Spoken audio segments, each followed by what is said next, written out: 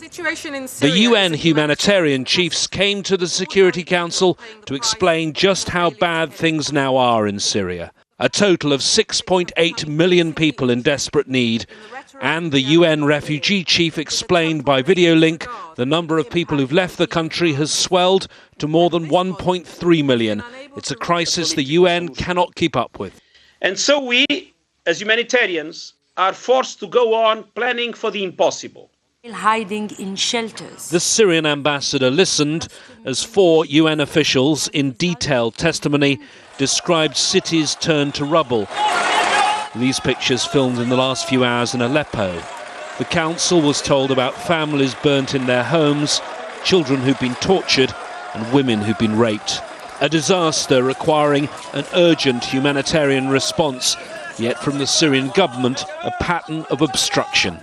In the last 24 hours, we have been informed that every truck needs a permit signed by 2 ministers to enable clearance through government checkpoints.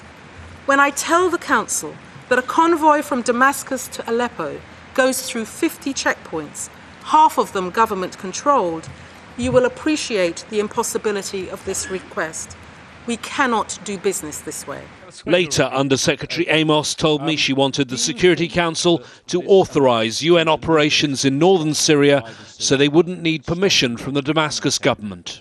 The closer you get to that border with Turkey, you do have a kind of de facto line.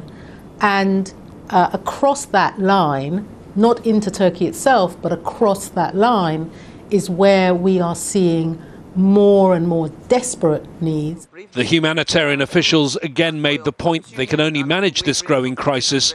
Any solution needs to be a political one. The Security Council remains deadlocked. Their frustrations are likely to be echoed by the man charged with coming up with a political solution, the Special Representative Lakhdar Brahimi, who's due to brief the Security Council in the coming hours. He's believed to be unhappy in his job, even considering resignation. He's likely to urge again all the countries in the region and those around the Security Council table to unify their efforts rather than working against each other. James Bays, Al Jazeera at the United Nations.